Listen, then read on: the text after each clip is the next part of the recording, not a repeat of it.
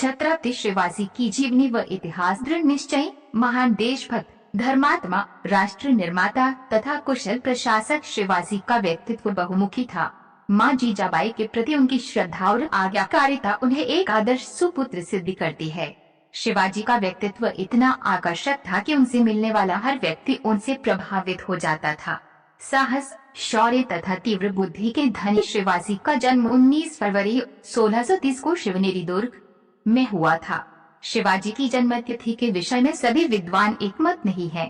कुछ विद्वानों के अनुसार 20 अप्रैल 1627 है। छत्रपति शिवाजी महाराज के 26 प्रेरक कथन। छत्रपति शिवाजी महाराज से जुड़े 21 बेहद रोचक तथ्य। शिवाजी की शिक्षा दीक्षा माता जीजाबाई के संरक्षण में हुई थी। माता जीजाबाई धार्मिक प्रवृत्ति की महिला थी। उनकी इस प्रवृत्ति का गहरा प्रभाव शिवाजी पर भी था। शिवाजी की प्रतिभा को निखारने में दादाजी कोंडेव का भी विशेष योगदान था। उन्होंने शिवाजी को सैनिक एवं प्रशासकीय दोनों प्रकार की शिक्षा दी थी। शिवाजी में उच्च कोटि की हिंदुत्व की भावना उत्पन्न करने का श्रेय माता जीजाबाई को एवं दादा कोंडेव को जाता है।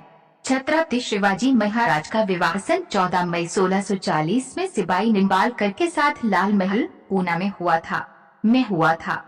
छत्रपति शिवाजी के जीवन के 3 प्रेरणादायक प्रसंग। शिवाजी की बुद्धि बंगी व्यवहारिक थी। वे तात्कालिक सामाजिक, धार्मिक तथा सांस्कृतिक परिस्थितियों के प्रति बहुत सजग थे।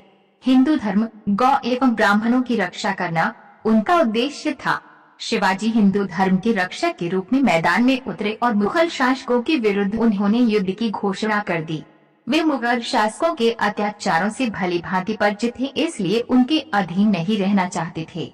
उन्होंने मावल प्रदेश के युवकों में देश प्रेम की भावना का संचार कर कुशल तथा वीर सैनिकों का एक दल बनाया।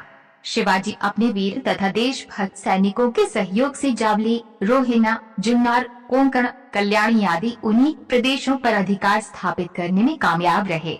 प्रतापगढ़ तथा रायगढ़ दुर्ग जीतने के बाद उन्होंने रायगढ़ को मराठा राज्य की राजधानी बनाया था। शिवाजी पर महाराष्ट्र के लोकप्रिय संत रामदास एवं तुकाराम का भी प्रभाव था। संत रामदास शिवाजी के आध्यात्मिक गुरुवार थे। उन्होंने ही शिवाजी को देश प्रेम और देशोद्धार के लिए प्रेरित किया था।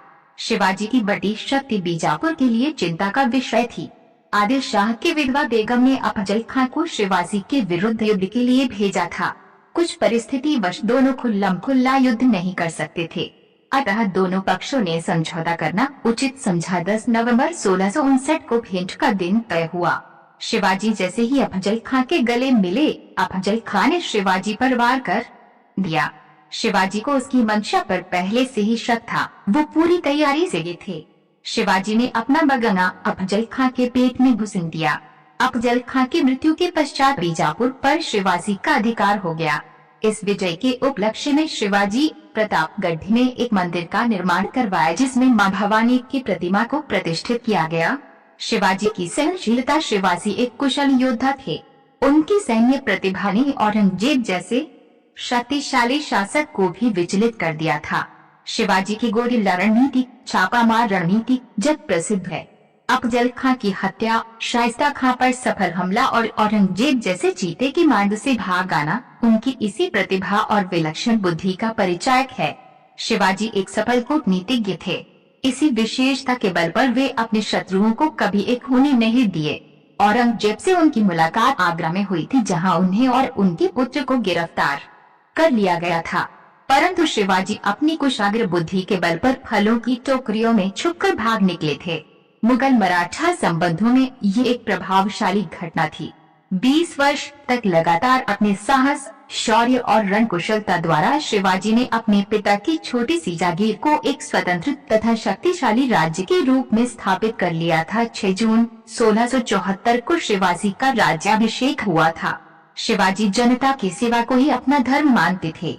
उन्होंने अपने प्रशासन में सभी वर्गों और संप्रदाय के अनुयायियों के लिए समान अवसर प्रदान किए।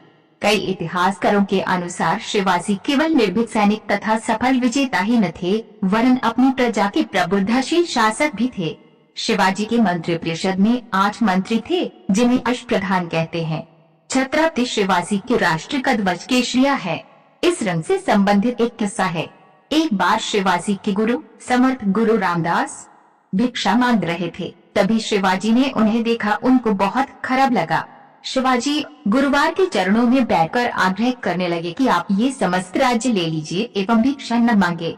शिवाजी की भक्ति देख समर्थ गुरुवार रामदास अत्यधिक प्रसन्न हुए और शिवाजी को समझाते हुए बोले कि मैं राष्ट्र के बंधन में नहीं बंध सकता, किंतु तुम्हारे आग्रह को स्वीकार करता हूँ और तुम्हें ये आदेश देता हूँ कि आज से मेरा ये राज्य तुम कुशलता पूर्वक संचालित करो। ऐसा कहते हुए समर्थ गुरुवार रामदास अपने दुपट्टे का एक टुकड़ा फाड़कर शिवाजी को दिए तथा बोले कि वस्त्र का ये टुकड़ा सदैव मेरे प्रतीक के रूप में तुम्हारे साथ तुम्हारे राष्ट्र ध्वज के रूप में रहेगा, जो तुम्हें मेरे पास होने का बोध कराता रहेगा। कुशल एवं वीर शासक छत्रपति शिवाजी का अंतिम समय बंगे कष्ट एवं मानसिक वेदना में व्यतीत हुआ। घरेलू उलझने एवं समस्याएं उनके दुख का कारण थीं।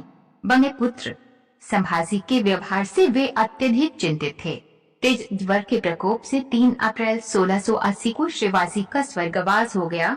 शिवाजी केवल मराठा राष्ट्र के निर्माता ही नहीं थे, अपितु मध्ययुग के सर्वश्रेष्ठ मौलिक प्रतिभा संपन्न व्यक्ति थे। महाराष्ट्र के विभिन्न जातियों के संघर्ष को समाप्त कर उनको एक सूत्र में बांधने का श्रेय शिवाजी को ही है। इतिहास में शिवाजी का नाम हिंदू रक्षक के रूप में सदैव सभी के मानस पटल पर विद्यमान रहेगा।